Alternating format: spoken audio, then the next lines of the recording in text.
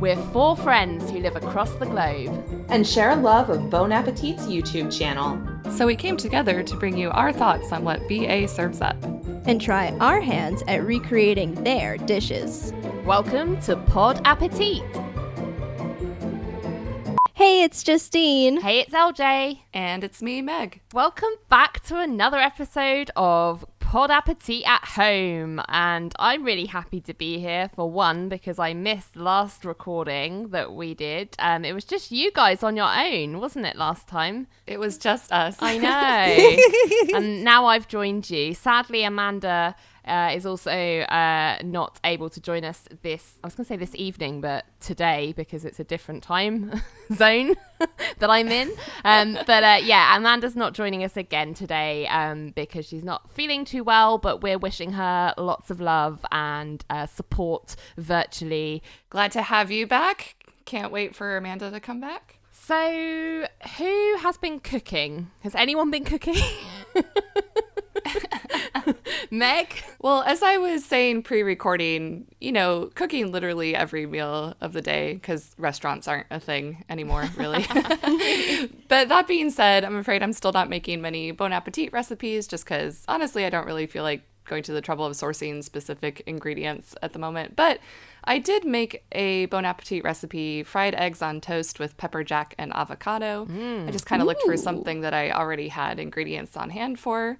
Really good recipe, really simple, made a nice little breakfast sandwich, kind of an open-faced sandwich. Oh, yeah. And it was a rather old recipe, so not by any of the chefs that we know and love. Pretty good. I think I might make Bon Appetit's focaccia later today or maybe in the next couple days. So the basically baking focaccia, the easy one. Yep, that one. Mm-hmm. Oh, I'm going to make that again in a couple of weeks. Oh, great. Because, I've been craving it. It's really cool. It's so easy, but it's just time consuming. So you have to think to do it the day before. But yeah, great. I'm excited to see how you do. Yeah, I finally got yeast because my parents sent me a couple of packages. So I can't wait to make it. How about you, Justine? Yeah, I have started up cooking again, getting that cooking feeling. The new normal. I did make something from Bon Appetit. I made the pantry pasta with vegan cream sauce, Sarah Jampel recipe. Actually, it was okay. Oh. Oh, no. Oh, no. It may have been, I don't want to be it was too vegan, but in that it was too earthy. Earthy? What's it made out of? It's made out of cannellini beans. Oh, okay. Was it whole wheat pasta too, or? I did end up using whole wheat pasta because that is what I had. It's pretty much all I've been able to get. Earthy on earthy. Yeah. Yeah, with the walnuts on top. I mean, but also people in the comments were just, also people in the comments were just don't be afraid to add a lot more salt and lemon juice and olive oil. Just keep on adding flavor. it on there. Yeah. Yeah. Interesting. It was, just a little too bland. So that's why I was a little too vegan. That's a shame. That's a shame. Because as we all know, vegan food does not have to be bland. Yes. And I mean, some people have had success with it, but it just didn't. I mean, I've had better stuff from BA, is what I'm saying. Is what you're saying. They can't all be winners.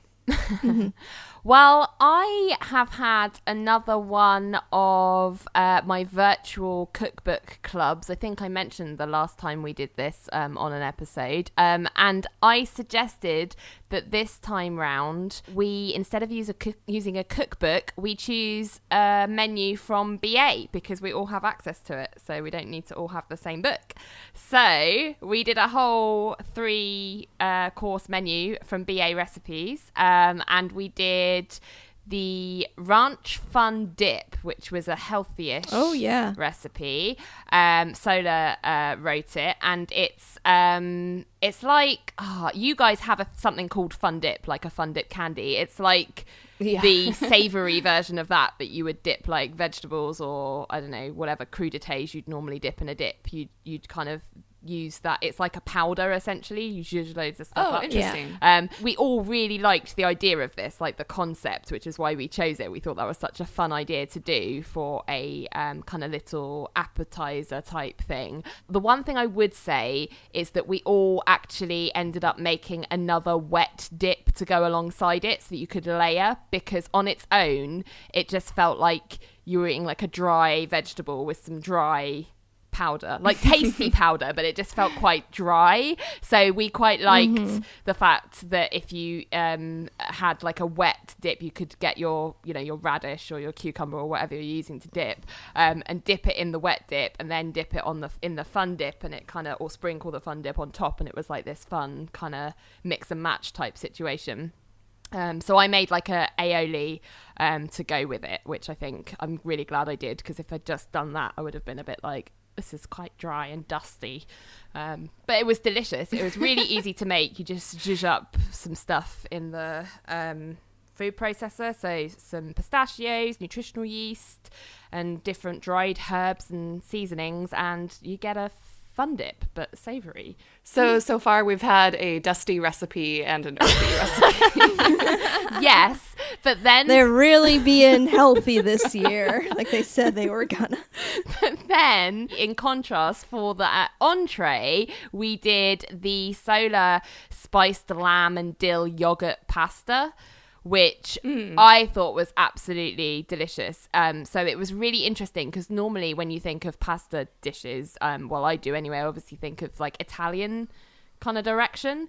So whether you're going for like a tomato sauce or a creamy sauce or a pesto or whatever, whereas this is all like Middle Eastern flavors. So you kind of make this like yogurt and egg yolk mixture with like loads of dill in it, and then you cook your pasta, and whilst your pasta is cooking, you cook some ground lamb in a frying pan with loads of like cumin and I think there's some cinnamon in there or something, but like Middle Eastern type spices, and make that all like crispy. And then when your pasta's cooked, you put the yogurt mixture in with the pasta to like, because obviously it's got egg yolk in it, so you want to like cook that off so it's not raw, until you keep adding a little bit of pasta water, obviously, until it gets to like a thick kind of creamy sauce, and then you serve it with like the crispy lamb on top, which is very interesting, because I'd never eaten pasta with like a Middle Eastern type vibe before, but it was absolutely delicious, and I made loads of it because I made the full recipe and had some for lunches the next day, and it was absolutely delicious, so I really recommend that. That sounds great. And then for dessert, we made a healthy-ish chocolate almond fridge fudge, which is a Chris Morocco recipe, and Didn't you make that, Justine? Yeah, you've made that. Oh, I thought you might have done. Well, the problem is I don't think I left it to set in the fridge long enough. I don't think I made it with enough time before we were due to eat to let it set properly, and I could just really taste the avocado, which was really off-putting to me. I like avocado, don't get me wrong, but I don't like tasting it when it's in a sweet thing, and I have used it for sweet dishes before, but it's been disguised enough so that you can't taste that kind of, I don't know, it's a fruit, isn't it, or is it a vegetable? I don't know, but you can't taste that like, it's a fruit technically, savory. But it tastes like a vegetable. You can't taste the savoriness of it, you just get the creaminess, whereas for this I could really taste like the avocado-ness, which was really just off-putting, and I just ended up being like, I don't like it. I had like one square, but I think my husband ate the rest of it. That was like when I thought I would enjoy avocado boba tea. I did not. You did not. It's not good in a sweet drink. I think if I'd let it set longer, the avocado flavour, it would have been cold enough and like firm enough that the avocado flavour had probably gone more, but I was already put off by then, so I was just like, oh well. Also sounds like your avocado was really ripe. Yeah, I think it was. It came like ripe. Really ripe. Yeah. So yeah, those were my cooking adventures. Amazing. Yay. Okay, so on the menu for today's episode, we have pro chefs go on a scavenger hunt, one-on-one, test kitchen talks at home. Pastry chef attempts to make gourmet tater tots, Gourmet makes. Carla makes cheesy broccoli delight from the home kitchen. Chris makes braised short ribs from the home kitchen. Recreating Leah Chase's Gumbo from Taste. The BA Test Kitchen meets Meme Appetit behind the meme. Brad makes pork chops and flatbread from the home kitchen. Pro chefs show us the oldest food in their kitchens. Test kitchen talks at home. Troye Sivan tries to keep up with a professional chef in a side-by-side chef episode. Brad and Sohla make dosas. It's alive at home. Pro chefs make 9 different pantry desserts. Test kitchen talks at home. And finally, a little sneaky video that dropped yesterday. The It's Alive theme song played by our fans. 100 versions. Goodness me. I mean, that is a full docket. That's a full plate. So much content. Let's get going because we'll never get through it all. So pro chefs go on a scavenger hunt, 1-on-1. I didn't like this. Really? Well, it just is too much reminded me of, guys, if you're still like working right now and you're working from home, companies are so eager to set up like fun activities that are requirements. And I've heard of companies doing this one outside of seeing this video. Right. It just reminded me of it. That's what the thing is. I'm like, it reminds me of companies being like, let's do fun activities together, and be like, but I work. Leave me alone. Scheduled fun. You have to participate. My company is not doing that because there's only 4 of us, and I think we'd all just eye roll ourselves to death if anyone suggested that. But my husband's company is very much that situation, and he absolutely hates it, and I find it hilarious because I don't have to do any of it. But when I saw this video, my mind didn't immediately go there because obviously I'm not as exposed to that sort of thing, so I didn't realize it was a thing that companies were doing. But what it did make me think was, our family Zoom quiz that we do every weekend, this is a good round to do for that because I don't think they'll be expecting it. So I'm filing it away in my brain as a potential quiz round for my family. I do think it could be fun in the right contexts when you're not forced to do it. Yeah. Yeah, as we were saying at the top of the episode, there's a lot of content in this round of videos, and this one felt to me like stretching a bit for a premise for something for the chefs to do. I'm sure that the bottom line at BA says have a video every day, and that's why they do it, even if they maybe don't have a super strong idea for every episode. But I thought it was fun enough. I liked that they put thought into who to pair with whom. They kind of picked people with similar homes, similar living situations. Yeah. And they were customized to each pairing a little bit. So I thought it was cute. It was well put together. Yeah.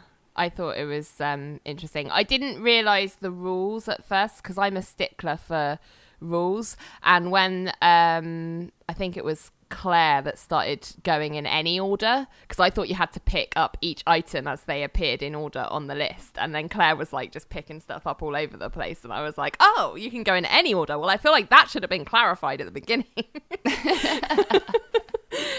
But yeah, it was fun. Yeah. I did find it fun. There were lots of funny moments, and it was fun to see the different pairings because you're right, they did obviously think about who the different living situations and the stuff that would be available to them. Which was your favorite face-off? I think my favorite was Delany and Priya, just because I think even the concept of them being at their parents' homes adds a little bit more comedic potential, especially with Priya's parents. And I liked the contrast in their styles because Priya was methodically and carefully going down the list item by item in order, and she was just cool and collected, and Delany was all over the place. It was pure chaos, and he's like talking to himself. He's like, I need a serrated knife, I need this, I need that. And then to have Priya say that she had the complete opposite perception, she was like, I thought you were so cool and collected, Delany, and I was just all over the place. But I think if she goes back and looks at the footage, she will see that she kind of rocked it. Yeah, I thought in that at the beginning, I was like, well, surely Priya's going to win because there's no way Delany knows where anything is in that kitchen. Yeah. And Priya's parents helped her. They did. It was They so did cute. help They her. had that handoff, didn't they, in the hallway of, I forget what item it was, but yeah, both her parents like handed Yeah, it was off. like a bucket brigade. Yeah. I thought Molly and Andy was quite a funny pairing because they were both just so serious. It was really fun. And as they've said of each other, they both think that the other is the most competitive person in the test kitchen. So it was pretty smart to put them head to head. And I love the sibling relationship. Yeah. Andy calls her his sister. I was going to say that was exactly why I liked it, because you could see they were like two. It was almost like watching two siblings do it. And we learned that Andy's got a dog where he is and someone called Matt. So... Goldie the dog, also a napkin, according to an earlier video. And hilarious that skincare was one of the items on the list, of course. I did think it was hilarious and a little ironic that Molly lost by not having the dog. Yes. Molly, who always has Tuna with her, like literally attached to the hip sometimes. Hilarious. The other thing that I thought was hilarious was Sohla versus Carla, but more the fact that Carla, at the end, one of her kids, I don't know which one, was like, "What are you doing?" And she was like, "Oh, I'm doing a scavenger hunt." And they were like, "For children?" And I was like, what a sick burn. It's a burn. Cosmo burn. That is what all teenagers across the land are thinking when they're when companies are getting parents to do shit like this. They're like, what the hell? Is work just like school? Yes, it is.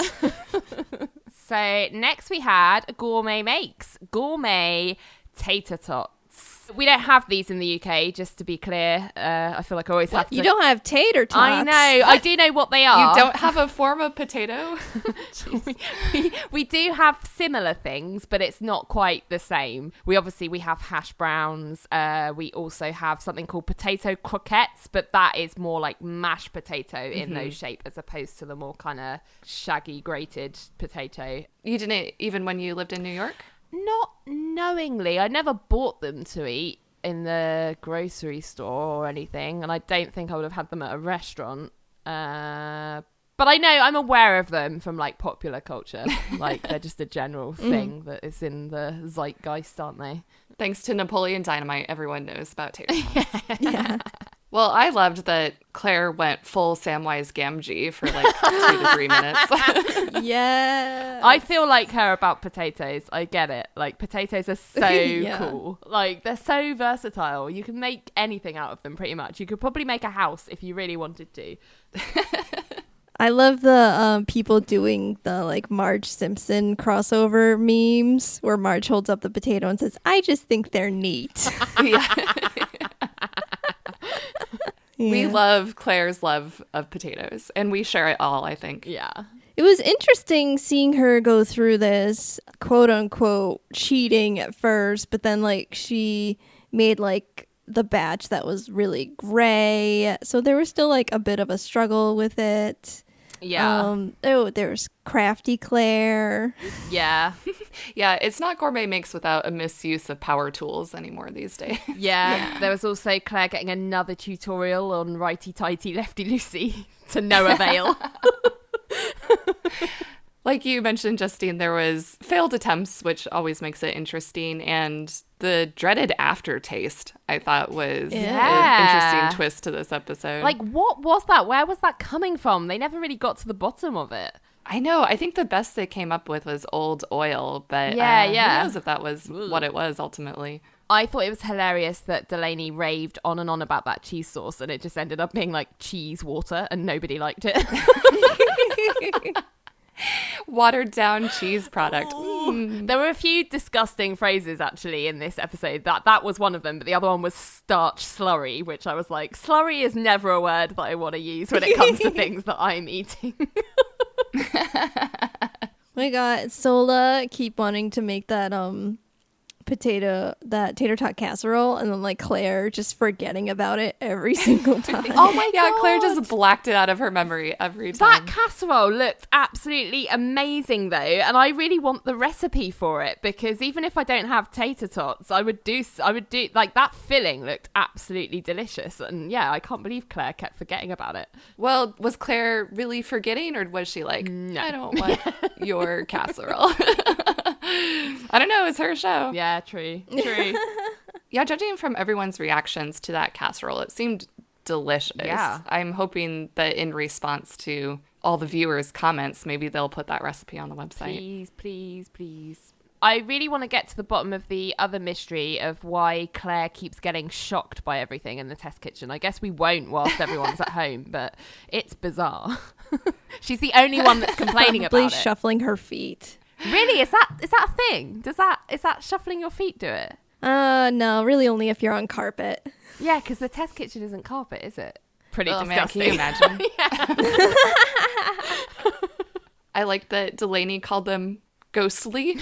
So we have ghost tots to go with our ghost cake. Yeah. Nice. How many ghost foods can we add to the Pod Appétit universe? Yeah, there was raindrop cake was pretty ghostly.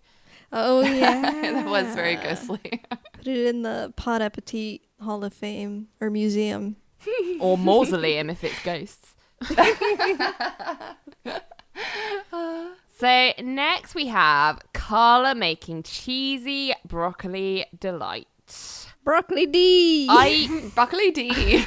I really don't like broccoli, so I was really struggling with this episode. Although I have to say, by the end of it, she did make broccoli look like something I might agree to try at the very least. Wow, we found something besides bananas that LJ doesn't like. Well, I will eat broccoli, but I don't like it. I would never choose to cook it. Whereas bananas, I could never eat. Like, by the end of it, I was like, okay, I wouldn't say I was 100% convinced, but she came pretty close. I mean, melt enough cheese over anything and it's going to be pretty palatable. That is what I think. Oh, I haven't tried that with bananas. Maybe that will work. I would make this with cauliflower for sure. I mean, obviously Absolutely. Cauliflower cheese is classic, but yeah. That's just what I was going to say. I like this recipe as is, but as soon as she mentioned cauliflower, I was like, yes, that is what I want. Cheesy and cauliflower. That sounds amazing. Cauliflower cheese. I'd mix them both. Yeah, absolutely. I liked this video. It was short and sweet. It's a super easy recipe. I'm sure a lot of people have these ingredients on hand. I think it was a good mini lesson on salt, fat, acid, heat. Yeah. It's interesting to see how she worked all of these in. Even though it was just sprinkling some chili flakes and a squeeze of lemon juice at the end, it's nice to have all those components. I thought it was a good video. Yeah. I also like the little glimpse into the family life. It's obviously a fan favorite among the Lolly Music family. Yeah. They have their own name for it, Broccoli D. We got a Mr. Music cameo. I think for the first time. Have we seen him in any other videos? I don't think I don't know. so. Of course his name's Mr. Music. What a great name. Imagine. I want to be Mr. Yeah, I don't Music. care to know his first name. I'm just going to call him Mr. Music. I would like to think that that's what Carla calls him as well. I love her kids though. I feel like Cosmo is just so sassy, just such a great little personality, and Leo is clearly like one of the coolest teenagers on the planet. Imagine, but of course, Yeah. like even if he wasn't acting cool, like he's automatically cool. Imagine having Carla for a mum. Like she just seems such a great mum. Yeah, and how he was like, I didn't say it was the best thing you've ever made, and they just sort of went back and forth on that. I am really enjoying these little just recipe videos that they're putting out that is clearly designed to be like, what could the average person make with what is available right now, that's not too difficult, not too onerous, but still like something that gets you excited for being in the kitchen when you are doing what Meg has been complaining about, which is cooking every single meal. Specifically Meg. It's just me. But I get it. Like, we've all had those moments, I'm sure, in lockdown. So these videos, I think, are kind of scratching that itch. Yeah, absolutely. So next up, we have another recipe video. Chris is making braised short ribs. Korean food. And it had a little bit of a wine integration. Oh, yeah. Some red wine. I feel like that wine was pretty necessary by the end of the video, though. This kid, he looked like he really needed children. that. His kids are hilarious. Wow. Brad's children are feral in a different way. Chris's children are... I don't know how to describe Chris's children. Chris's children, you just watch it and you're like, birth control. It's so funny because I feel like Brad's got quite rambunctious kids as well, but I feel like Brad's personality is such that they're like just chips off the old block. Do you know what I mean? Like they're quite laid back as a family, whereas I feel like Chris is like, oh my God, everyone shut up. Yeah. Yeah, Brad's reaction to his kids is much different than Chris's reaction. Brad just rolls with the punches like he always does, whereas Chris is like, I'm rolling here. Please leave the kitchen. I'm about to make egg ribbons. Everyone just needs to chill. Everybody pointing out, they're like, the test kitchen really was like Chris's happy place. Like, that's why he was always in the background. I liked that they called in Christina on this video, but I just felt so bad for her that she only got to look at Chris's delicious meal and imagine what it tasted like. I guess I felt for her since this is what we feel as a viewer for every single video. I mean, she was like the sound of the fork and the knife hitting a bowl, and she's like, yum. A little awkward. So cute. It looks like a good recipe. I think that Chris's tolerance for spice is pretty low. Like his tolerance even for his kids. recipes that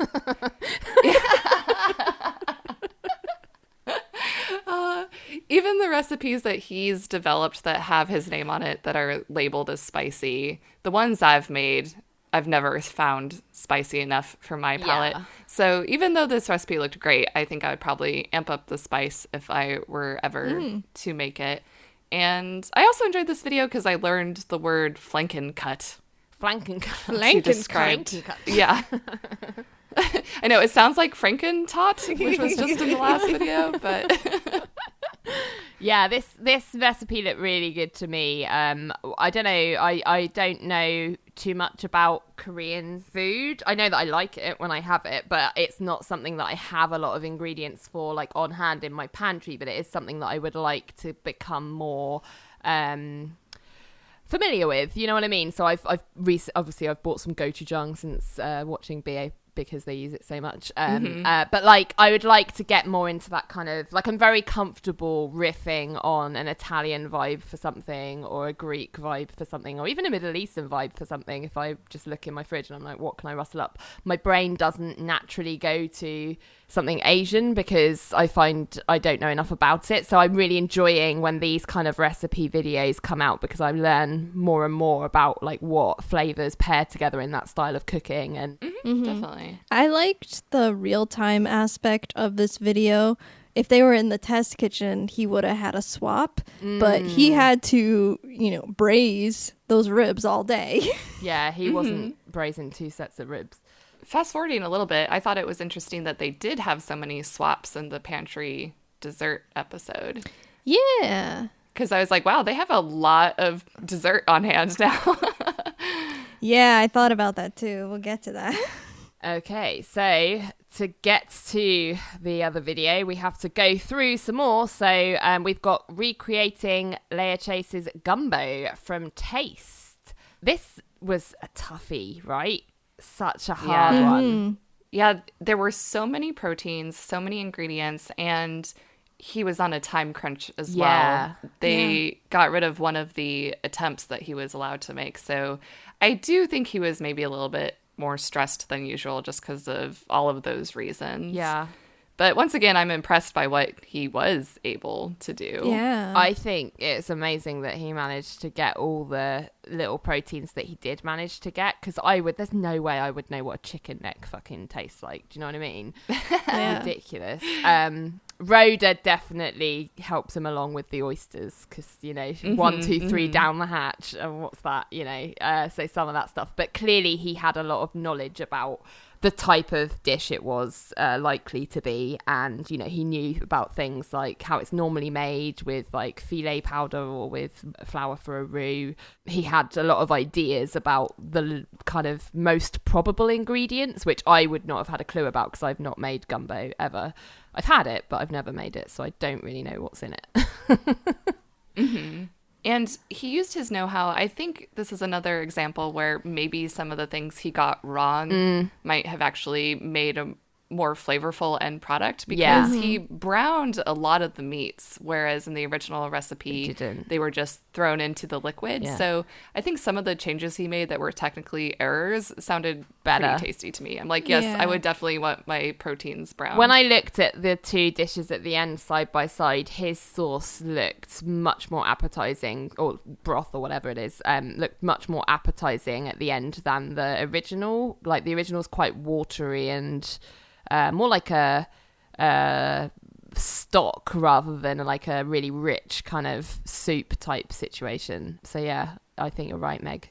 That was probably the biggest difference, that he added tomato at all when there was no tomato in the original. I would imagine that'd make it taste pretty different, but I thought it surprised me that he went against starting with a roux, where I'm like, that's pretty basic, is it not? Yeah. Didn't someone tell... Oh, no. I thought that someone hinted that there wasn't a roux, but I misremembered. Never mind. I think it was Brad being like, you can do whatever you want. Brad's input was so unhelpful in this episode. He just came in and was like... Although he did say that's not a jambalaya. Well, and yeah, he was right. I guess. But he was a bit like, what the fuck is this? This is crazy. Brad was a little too chaotic. I've never been grossed out by these videos before when he's pawing through the dish with his fingers, but this one was a little icky to me. Just the idea of dipping your hands into a soup, essentially. I was like, it was so messy. And one of the bits that was the most funny when he was doing that was what the very first thing he picked up was the string from his apron. And he was like, what is this? Oh, so Chris, funny. He's so lovely. I know. To be honest, he did a pretty good job. I would not have come anywhere close with that. And although he obviously, as is his pattern, overmarked himself as he went through. Always overmarking. I still think Sohla was pretty fair in terms of how she marked him. She was actually probably more generous than I would have been. Yeah, Sohla went easy on him. I agree. Yeah, she really made him feel vindicated when she said that the smoked ham didn't taste like anything to her either. I think maybe that was her just sort of giving him a win, you know. Maybe she did tell that it was smoked ham. I don't know. But I like how they tend to focus on like one ingredient that's really giving him a hard time. And in this case, they decided it was that smoked ham, that little nug of doom. Yeah. He did say bacony at one point. Yeah, though. he did. He kind of, it's funny, isn't it? You just see him lead himself down the wrong path sometimes, and you're like, no, go back. But then it's too late, and he's already gone. And we also got a how to sex a crab tutorial at the end. So crab dicks. That was the main contribution that Brad made. So next up, we have, I guess, is this an extended version of what we saw as the part of the live stream? The BA Test Kitchen meeting Meme Appetit. Yes, it's just slightly longer. I think a couple of additional memes, but Meg and I had already covered this on last episode. So what did you think of this, LJ? Well, I was going to say, I heard you talk about this on the last episode, and I obviously watched that bit as part of the live stream. So I almost didn't click on this video, but I'm kind of glad that I did, because it was it did have a bit of like extra content, like extended director's cut version. So I would say overall, I'm really pleased for the Meme Appetit guys. I think they what an amazing thing to be asked to be involved in something like that when you're just like a little fan account, like started it not expecting anything, and now look where they are talking to them. I mean, it would be literally like my dream if the BA Test Kitchen interacted directly with us and what we're doing. Yes. Like, so I'm just really pleased for them. I am wondering, I didn't really go through the comments, but I wonder how many people were shocked that they were British. I know they have been open about that on their channels, but you know, some people don't see that. So I'm just wondering how many people are like, what? Who the hell are these guys? But yeah, overall, I really enjoyed it. I enjoyed seeing all of the guys kind of pick apart their intentions behind it. And and how like offended some of them were on some of them, but like joke offended. You can tell they're joking. That's what I found most interesting about this video, was that it really shined a light on the parasocial relationship we have with the BA kitchen. BA fans think that they know who these people are, but then when you get them on camera and they say things like, no, I am absolutely not that person that you portray in the meme, or they don't see themselves in the meme, it's a good reminder that what we know of the chefs is at such a distance. It's edited and through layers and layers and layers of remove. So I don't know, I think it's kind of a good reminder that like, hey, these are real people. I really identified with Meme Appetit guys were talking about Claire, saying that, you know, we're really intrigued by her because we think she hates us because she never interacts with anything. And I feel like that sometimes with people when we're tagging them on Insta stories or something and they never react. Like some of the guys always react or always like reshare stuff and are really, really like in it, and the others like stay away. And it's probably for similar reasons to Claire, and I kind of get it. Like if you were being bombarded with stuff all day, every day, I think I'd probably be a bit like, nope, I'm just not engaging with anything. For sure. But I can't lie that it has crossed my mind a few times on the Basically Baking Challenge when I've had interaction with Sarah Jumpel. Thank you very much, Sarah. But then I've been tagging Sohla and Molly and stuff, and they have just ignored me. And I'm like, do you hate me? Oh. But they don't. They're just, you know, not engaging. They're just getting bombarded with thousands of tags a day, probably. Fine. I really enjoyed that we got some behind the scenes on Sumac Gate, because Andy was like, look, this is the tea. I've known Sumac the longest, and I'm an actual recipe developer, so Brad can suck it. Like that part, I'm just like, oh, stop talking. This is just getting too much. Stop it. Like, I'm cringing so hard. I thought it was so funny where it was like, you know, when those people are like, I discovered this band first. He's like, I discovered Sumac when I was like a fetus, so... So Andy is a Sumac hipster. He is. Yes. He totally is. One thing that I did need more information on was Toby Goofy. Brad just casually says that he was swooped up by a golden eagle. Did that really happen? No, please don't say that. Or was he just bullshitting? Please don't say that. We need more information on Toby Goofy. So next up, we have another recipe vid. Brad is making pork chops and flatbread in his backyard. This video was interesting to me because it wasn't It's Alive, so I don't think Hunzi edited it. Maybe he did, but it seemed like whoever did edit it tried to make it a little bit It's Alive-y. I feel like it's really difficult now because that style is so established for Brad's way of presenting that it must be so difficult not to edit Brad in an It's Alive style. He just is that. Right. As an editor, I totally get it. And I definitely see they're like, oh man, I get to edit Brad. It's so fun. Like I can have fun with this. That's what it is. But also I feel like he just sets it up sometimes because he's used to like what they do. Like he's like, I know I do the claps. I know I do the like, I don't know. I'm not saying that he puts that on. I just feel like he has a certain way of presenting that just is perfect for that style, and it's very difficult to like think of other things. I guess the shoot looked so chaotic. I just don't know how you would have been like, I guess the producer on the other side of the Zoom call being like, what the fuck, Brad, plug your shit in. So funny. Pure chaos. I felt so bad for all the technical difficulties. When you hear someone's voice just say, are you serious? You can hear the frustration. That's the kind of stuff I was expecting early on because I keep mentioning, I'm like, it is hard. And it's like, this is an exact example of like all the things that can go wrong. So imagine like this, like your camera stops recording, your audio is not coming through properly. Like so many things can go wrong. But props to Brad for not throwing Stiff Steve under the bus. Yeah. He shielded it's not Stiff Steve's Steve. fault.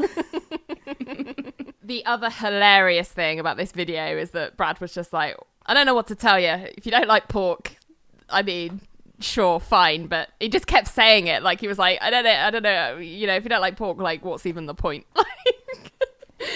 I think this must be carryover from all of his coworkers, because as we know from previous videos, the rest of the test kitchen is really down on pork chops. Yeah. So I feel like this is a reflection of Brad having to defend his pro pork chop stance all the time. And as I mentioned in that time when we were discussing it before, I'm really pro pork chops, so I was with Brad in like trying to kind of vindicate like that love. I thought he did a great job. It looked really delicious. I thought the idea of like, I don't know, marinating it with fish sauce and garlic was really inspired. I would never think to do that. Yeah, for as chaotic and slapdash as the video was, I really feel like the dish came together in the end. I was prepared to not be impressed, but it looked great. And he did his little plating, like, professionly. Yeah, made it his look plating good. was beautiful. Yeah. Yeah. And he said, "Who's better than me?" Aww. A lot of people. I'll tell you that. Do you think Brad is going to open his own Benihana, his own teppanyaki grill? He should. I was waiting for him to do a little onion volcano on that grill. Yes. Next up, we have pro chefs showing us the oldest food in their kitchens, aka the most disgusting video of this batch. Personally, I didn't like this as a concept, and I'm actually really worried about all of their, whether any of them got sick after eating all of their foods. That's funny because I loved this premise. I really wanted to see what weird, old, disgusting, bizarre foods they had. Although I agree, I was a little horrified that they made them eat the food. Oh, it's one thing showing Although, as we can see, I think they feel less pressure being at a remove, being at their homes, because Claire just refused. I think someone else refused to eat. And I feel like it's a lot easier for them to just be like, actually, no. Yeah. I'm not going to do that. Actually, no. Goodbye. And what are they gonna do? Yeah, Carla's the winner, I guess you could say. She found tomato jam that expired in 2004. Before her son was 16 born. years. Older than Cosmo. How did people not throw that stuff away? I know. I guess if you don't move house for it, because my opportunity for throwing stuff that I've just forgotten about in a cupboard away is always when I move. Like I'm not packing that shit in a box if it's done. No, definitely And not. I guess maybe if you haven't moved for a long time, I can see why you might have kept it. But it seems like Carla's issue wasn't so much that. It was more she was keeping stuff because she was kind of sentimental about it in a way, a bit like Sohla. Mm-hmm. And I think, they were both coming to the realization at the end that it was like, there's no point in keeping it if you're not going to use it. Like, you might as well throw it away. Mm-hmm. Yeah, Sohla said something like not eating it is as bad as throwing it out. Yeah. Yeah, I really sympathized with Sohla and Carla because I also hold on to things for nostalgic reasons, although not food so much. And I would think someone would assume that I probably am really squeamish about expiration dates, but I'm not as much as I would consider, as compared to how squeamish I can get about undercooked meat or what have you. If something's within, like, let's say, a year of its expiration date, I kind of go the Claire philosophy where she says if it looks fine and it smells I'm the same. fine, My dad's always said that to me. Does it look... it's funny because Russ is the exact opposite. He's always asking me, like, is this okay? And I'm like, what do I always tell you? Does it look okay? Does it smell okay? Does it taste okay? It's probably okay. I pay no attention to the sell by or the use by because that's all just to make sure that supermarkets don't get sued, basically. So exactly. Whereas my brother won't eat anything if it's even approaching its expiration date. I hate food waste though. I can't. Like, there's I feel like this video is talking about two different things because it's like the food waste for stuff that does perish easily. Like, some things do go bad and therefore you obviously shouldn't be eating them and should be considering, like, if you buy stuff and it's always going bad, like maybe buy less of that stuff or like figure out how much you actually need to buy, or a way of preserving it better. But like there's stuff like this where it's like you can just keep it and it won't like go off. Like there's certain like condiments and things like that they don't necessarily go off after their use by date. They just sit there and get a bit funky. Speaking of sitting there and getting a bit funky, I wish that Brad had brought the egg yolk goo to his home. That's the thing. Everybody was thinking about that. I thought about that because I was like, I'm so glad that someone has beat finding something that is older than that yolk baggie on the wall because, oh my goodness, that is setting some records in the test kitchen. I've actually used the two oldest food things in my kitchen this quarantine. But they aren't that old. They're just like from either last year or like a year and a half ago. Where do you think the oldest things are in your kitchen, Meg?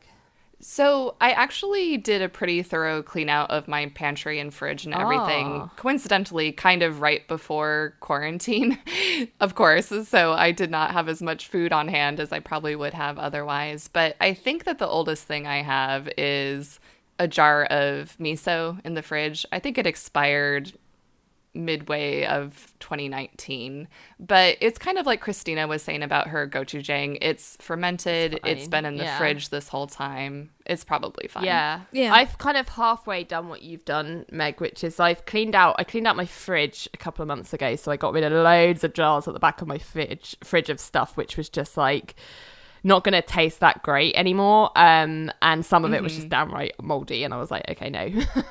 And then I went through all my like condiments. There were a few old things there, but I kept some stuff that was past its use by date, but hadn't been opened or was good still.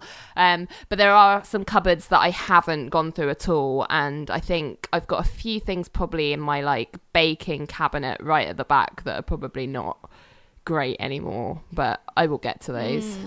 I am blessed in that I have not a full-sized fridge to share with another person, so I cannot that is one of keep much in there. Yeah, I can't hoard anything because there's no room. So what were the old things that you did use up, Justine? I had a box of Paul Hollywood rolls that my old roommate got me when she went to Europe. I was going to say, they do Paul Hollywood rolls in the US. Wow, he gets around. And also gifted from my old roommate was a can of blueberry pie filling. And you made those blueberry bars that everyone went crazy for? That's right.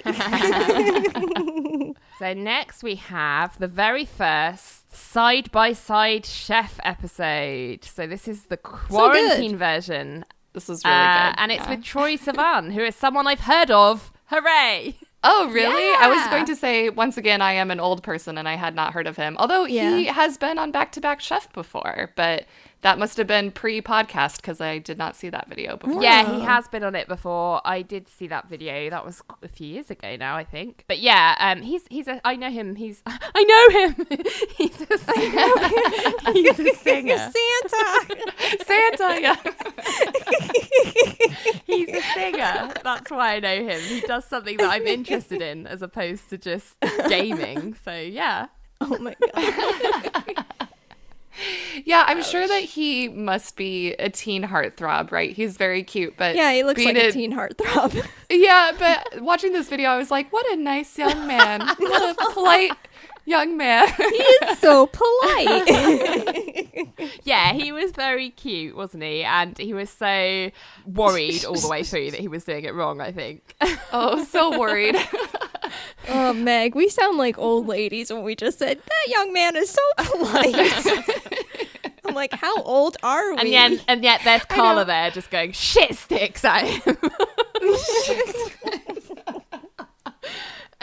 Oh my goodness. I thought it was interesting that they kind of made a viral food, though. Yeah, although it is a viral food that I'm now more convinced that I want to actually make, I think. This actually convinced me that I can make this at home because, like you said, it's viral, and I just assumed it was something rather difficult to make, and that's why you would go get it somewhere else. Yeah. And there's a restaurant in San Francisco called Graham Cafe that makes these souffle pancakes, and it is insanely popular to the point where people will wait in line for hours. Wow. And they only do a limited number of batches 3 times a day. Wow. So in the back of my mind, I was like, oh, I should go there. These sound delicious. They look beautiful. They're very Instagrammable. But now after watching this video, I'm like, I'm not going to do that. I'm not going to wait in line for hours. I'm just going to make these at home. That's it. Carla ruining everybody's business. I just really enjoyed your 2 criteria for going to restaurants. Delicious and Instagram.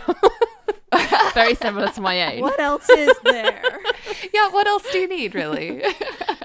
I was really surprised at how easy these were, because I've made soufflés before and I've definitely made pancakes before. I just assumed there was some kind of other magical witchery that happens that the average chef can't do at home, but there isn't. It's quite easy to do those little pancakes. Just to confirm, the yolk is the yellow bit, right? Yeah, that was so cute when he said that. And Carla was like, yeah? Is that a joke? I also thought it was really funny when she was telling him to like peel the lemon and he was like, I've got shards. And she's like, okay, well just squeeze the essence. And he was like, I've got the air of lemon in it. I think that this worked really, really well. Like adapting the back-to-back chef to this like Zoom matchup. So I think it didn't lose anything. No, because they can't agree. see each other on back-to-back chef or any. If anything, it made it even better because you truly just get the voice. You can't just sneak a peek in your peripheral vision. So, yeah, I thought it was brilliant. The only thing I think it would change would be in the setup, they know what each sort of tool is. They know like exactly what the ingredients are laid out in front of them. Because they've prepped them. Yeah. Yeah, because he's had to source and prepare everything for himself, obviously. They could do it differently by getting like someone that they live with to do the prep work for them, and then they bring in the guest to do it. They come in completely blind because they like, obviously I don't know what's in front of me. They've obviously maybe one of Troye's many siblings set it up for him. Well, because they'd obviously prepped one of them to do the camera bit where they wanted to film the pans. Yeah, his siblings were so fun. Like I really enjoyed them. They all came round and supported him in his cooking endeavors. And apparently the dish was so good that they all forgot that they were vegan. It happens. I was gonna say, Justine, does that happen? Is that a thing? I mean, people can eat what they want. Of course they can. Yeah. I don't judge them for it. I just wondered if it was a thing that actually does happen. Is that difficult? No, that goes to the whole thing of like, oh, people are going to be mad about that. Oh yeah. No, I don't. I don't. I'm not mad at them for it at all. I just wondered if that was like a struggle that vegans have to do. Like, remember, you don't want to eat that.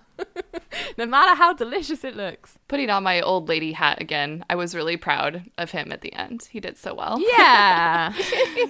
In his face when he tasted it, he was just like, I made this. I mean, I don't want to say anything too controversial, but did he do better than Carla? Because Carla kind of accidentally burned one side of hers a little bit when the timer didn't go off. His colours look Carla's better. were a little burned, but his weren't as tall. Yeah. So I think that's they true. were Hers even. were much fluffier. I think they evened out, yeah. Hers could hold a pea. Hold a pea. Right. So next, Brad and Sohla are doing dosas, the dosey dough on It's Alive. I love it. I've been looking at making dosas for a while now. Yeah, it looked great. And I love how Sohla is very like, oh, you can just do anything. You've got this, make them this way. You got that, do it this way. And I'm like, that is just so comforting. Super flexible. I get into times where I'm like, I don't have the right doll to make, this particular thing, Yeah, I know what you mean. Sometimes it's like you don't have the right ingredient and you're like, but I don't even have the wherewithal to understand what is possible to sub. Like I don't have that knowledge. And so it's really difficult to judge. Like for some dishes I do, and some subs are obviously going to be fine. Like subbing a different type of pasta out in a pasta dish, probably not going to be a problem. But like other things where they feel like a more integral part of a wider dish, it can feel, if it's like a cuisine or a type of dish that you've never made before, you're like, will this completely ruin it if I don't have the right thing? Oh, I don't know, I'm going to not make it just in case. Yeah, I've been talking with Ravi about making dosas for a while, and he's always like, well, this is how my mom did it. My mom used this, and she had the specific dosa pan. Ooh. Like that sort of thing. And I've always been like, rice. Yeah, I'm like, well, I've seen on some places, I was like, well, maybe this, maybe that. So as soon as this video came out, I sent it to him, and he's just like, okay, yeah, like, turns maybe out I'll try this. You can make dosas in other pans. Yeah.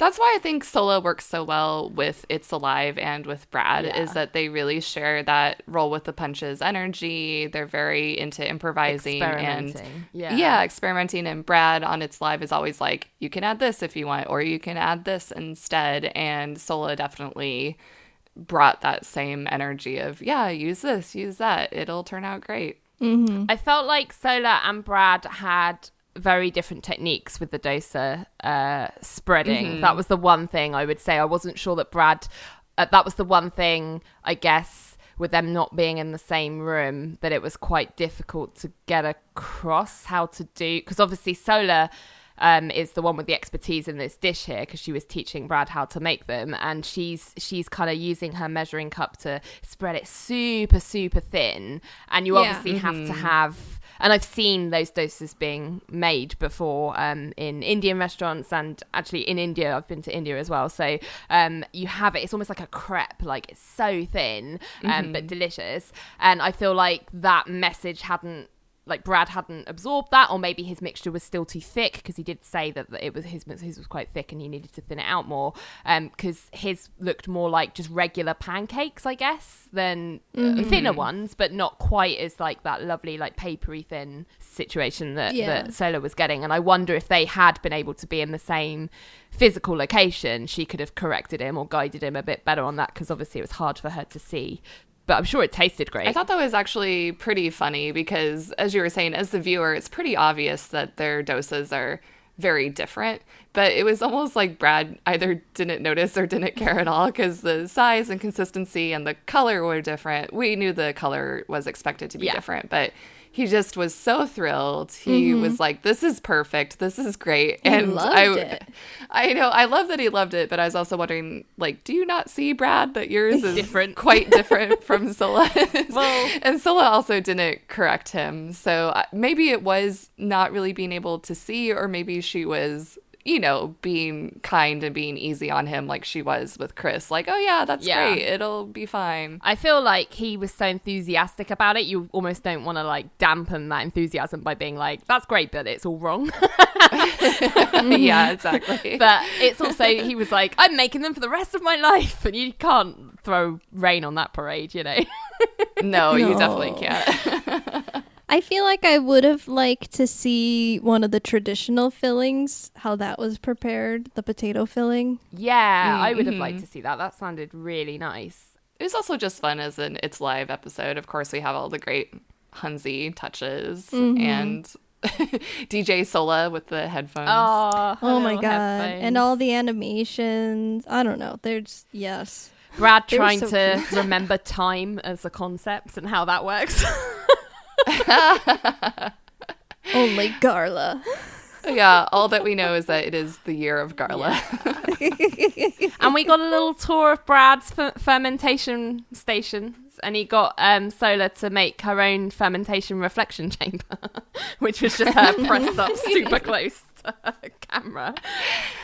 I think if Amanda were recording with us today, she would appreciate the Minority Report reference. Oh yeah, the reflection glare making the sort of hologram around Brad's face. Yeah, that was hilarious. I love that both Clementine and Griff were kind of sniffing out the food at exactly the same time. Although for those who didn't watch the video, Griff is obviously a child and Clementine is a dog. They might seem like they're both one of Brad's quite puppies, feral, but yeah. So next up we had pro chefs making 9 different pantry desserts. Does anybody have a rundown of what was made? Yeah, so Brad made a frozen waffle situation with blueberries and Greek yogurt. Molly made her own version of Cold Stone Creamery. Claire made palmiers out of pastry. Alex made a drink. Chris made miso almond butter cookies. Rick made a key lime bomb. Priya made shrikhan pie. Carla made some kind of like rice puddingy situation, and barley rice pudding. And Andy made a kind of crumble biscuit with cream and strawberries. It's interesting of like what classifies a pantry dessert when you could just make dessert from just things that I don't know. Dessert is so easy. You always have things to make. I had that exact same thought. I questioned what makes a pantry dessert a pantry dessert. It's teaching me that everyone's pantries are very different watching these videos, because Chris's miso almond cookies, I was like, how is that pantry? I don't have any of those things on hand, you know? Whereas that's so funny. Rick's also like, yeah. Yeah. But see, that's the thing. It really depends on your pantry, right? Like some of these are very pantry to me. Like, in fact, I did make palmiers, one of Claire's recipes, although a savory one of her recipes. But I literally did have everything on hand. So that was a pantry recipe for me. I'll tell you what isn't a pantry recipe, a fucking drink. That's from your drinks cabinet, and it's also not a dessert, Delany. I don't care what you say. No, go home. Well, in Delany's words, if you disagree, I don't care. I don't care. He's cancelled from this video. I like that Rick made the bomb, and that I was immediately like, I recognize that from Great British Bake Off. Except Rick apparently has more time to make it so it doesn't melt. The bomb looked amazing. I know So of bombs, obviously, because I watch Bake Off as well. But I've never thought of a key lime one. And oh my God, I love key lime pie. So this just looked such a good summery dessert. Like if it's really hot, so good. Yeah, so I've filed that away for summer. It seems like a good thing to do. I think Rick's was my favorite as well. It looks delicious, bright and so summery impressive, and fresh. right? It's just like a real like festive, like special for like if you're having like a quarantine birthday, what a great thing to pull out. Yeah, but I don't believe he just had that stuff in his pantry. I don't know. He's in Mexico. Yeah, it seemed like a lot of staples that you might just have on hand there. And as we all know, he's Rick the Sugar Man Martinez. And I get the impression that maybe he just has a whole bunch of sweets ingredients. I was kind of a bit annoyed that Brad went with frozen waffles, because in my mind, the freezer should have been off limits, but maybe I'm being too harsh because that's not the pantry. But I do agree that if it had been homemade waffles, his end product would have been a super high-end dessert. Like I really thought the flavors that he actually put on top of that waffle were really interesting. So clever. Well, speaking of that, you are vehemently against a drink being dessert. Brad's really read breakfast to me, as did Carla's. Both of those were like breakfast. Carla's was like oatmeal, basically. I was like, I don't exactly. want that. No, thank you. If someone gave me that as a dessert, I'd be like, what the fuck is this? This was such a weird category of like, I'm not going to put the effort like Claire's putting in. And I'm like, I like making cookies, but I mean, yeah, I don't know if they're pantry. I don't know. It's such a weird premise. I did like Molly's idea of Cold Stone Creamery because I love Cold Stone Creamery. We don't have it in the UK, but I have had it before. And I just thought, what a great, simple idea to like just do that, smush some shit up and try and do the little like thing that they do on their like plate of cold. Yeah, I haven't had Cold Stone since probably high school. Yeah, Cold Stone. Sorry.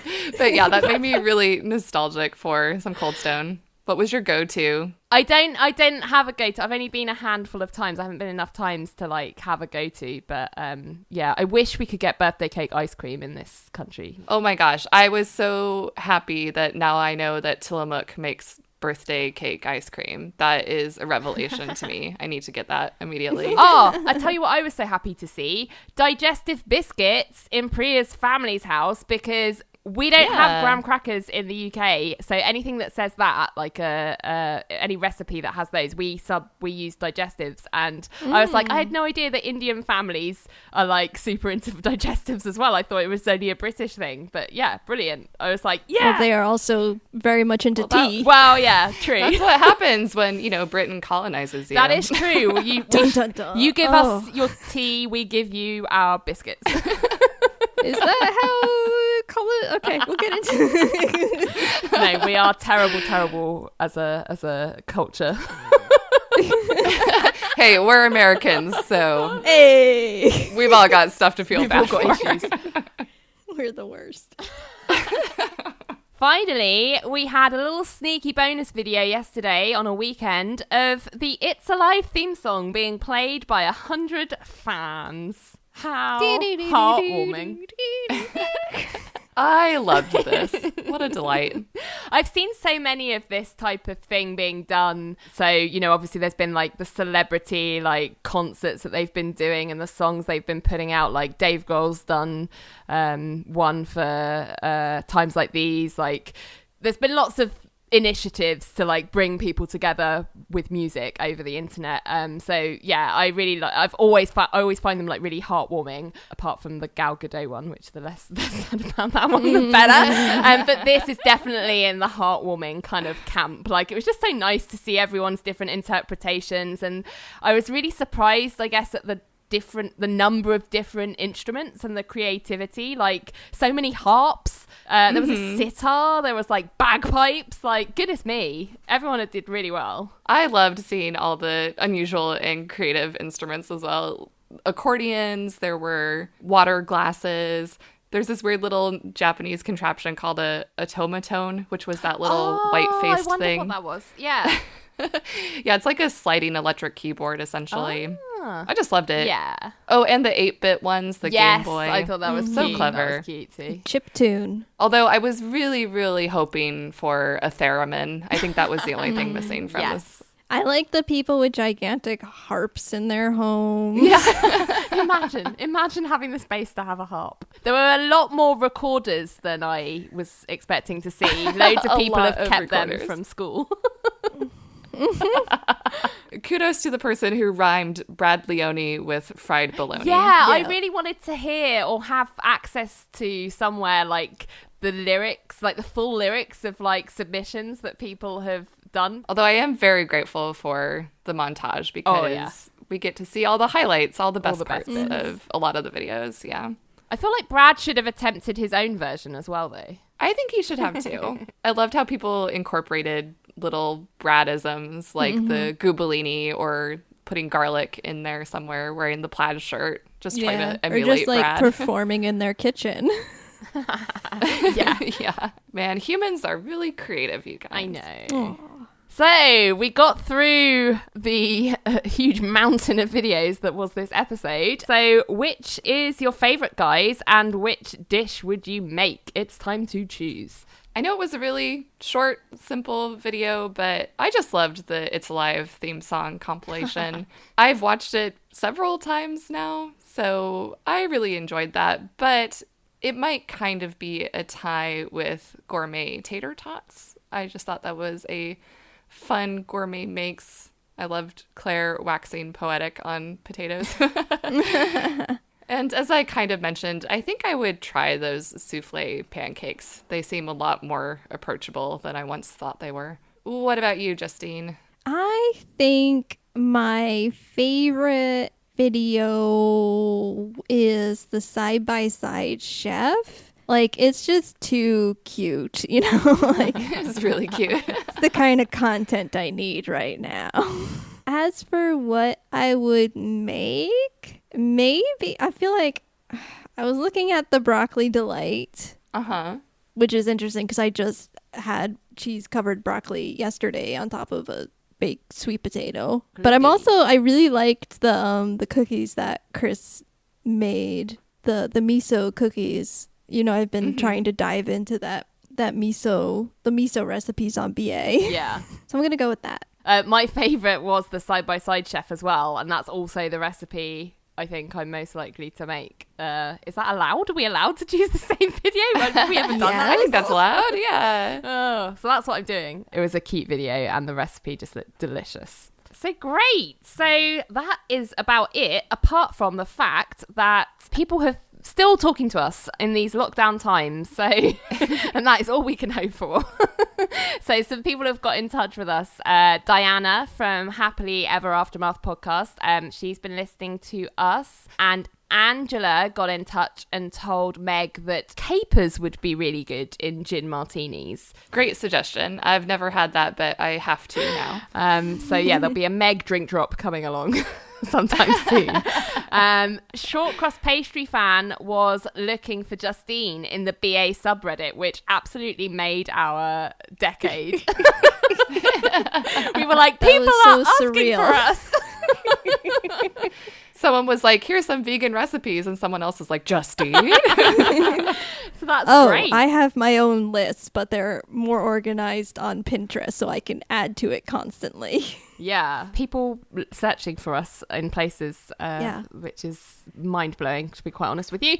So, well, I had a lot of people congratulating me on completing Basically Baking. So I've made all 10 recipes, and I finished it off with the sticky buns one last weekend. So Rachel, Casper, Margaret, Lemon's Test Kitchen, and Mary, thank you so much for the congratulations. It was really appreciated, and it really did spur me on to actually finish the damn thing, knowing that there are people there to like cheer me at the finish line. So yeah, I hope you enjoyed all of that, all of those experiences that I Instagram storied each recipe. They're all on our highlights on our Instagram if you haven't seen them, so you can watch back. Margaret got in touch after the oldest thing in the pantry video to say that the oldest thing in her kitchen is gochujang, so like Christina, and Liz just threw out a 28-year-old peppermint, almond and banana extracts. First of all, Liz, what the hell are you doing with a banana extract, let alone one that's 28 years old?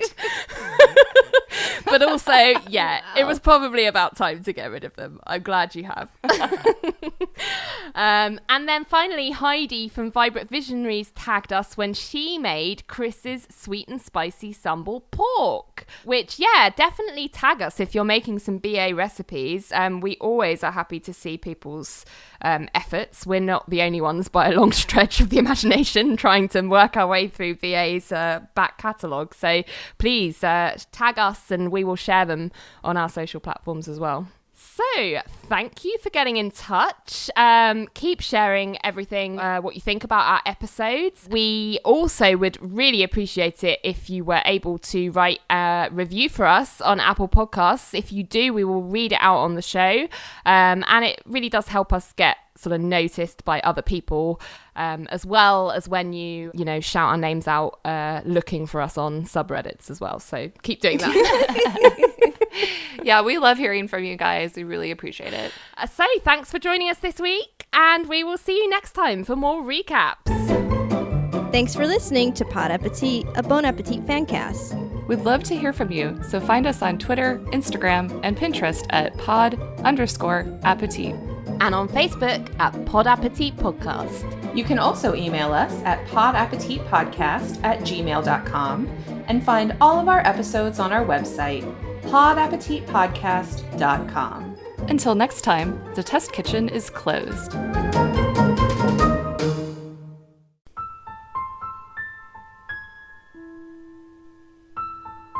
Hi, I'm Vanessa, and I'm the host of Fabled, a bi-weekly podcast that explores mysteries, legends, lore, ghosts, and fairy tales. Investigation of these tales of woe often reveal grim details that have been long hidden in dark corners of history. Every story is a mix of both fact and fiction, and so are the episodes. Look for me anywhere you listen to podcasts, and say hello on social media at Fabled Collective. So go ahead, settle in. I want to tell you a story, and then maybe I'll tell you the truth.